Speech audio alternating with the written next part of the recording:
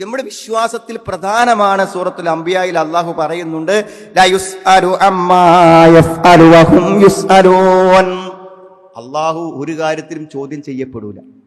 അള്ളാഹുവിനോട് ഒരാളും എന്തിനാണ് അങ്ങനെ ചെയ്തെന്നുള്ള ചോദ്യം അള്ളാഹുവിനില്ല. എന്നാൽ നമ്മളെല്ലാവരും ചോദിക്കപ്പെടുന്നവരാണ്.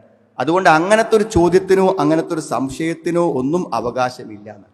പിന്നെ സമയം അവസാനിച്ചു, അക്രമികൾക്ക് ശിക്ഷ കിട്ടേണ്ട സമയം അവസാനിച്ചു എന്നാരാ പറഞ്ഞത്? അല്ലെങ്കിൽ മർദ്ദിക്കപ്പെടുന്ന ആളുകൾക്ക് സഹായവും കാര്യങ്ങളും ലഭിക്കുന്നില്ലെന്നാരാ പറഞ്ഞത്?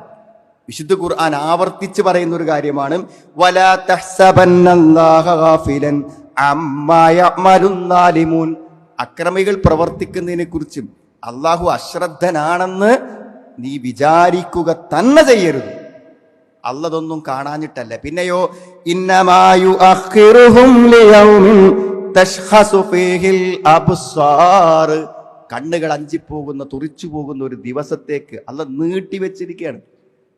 അള്ളാഹു കൊടുക്കാൻ വെച്ചിരിക്കുകയാണ്. സുഹൃത്തുക്കളെ, അള്ളാഹുവിൻ്റെ ഏറ്റവും തീഷ്ണമായ ശിക്ഷ മനുഷ്യൻ അനുഭവിക്കുന്നത് മരണത്തിന് ശേഷമാണ് എന്നുള്ളത് നമ്മുടെ വിശ്വാസത്തിൻ്റെ ഏറ്റവും പ്രധാനപ്പെട്ട കാര്യമാണ്.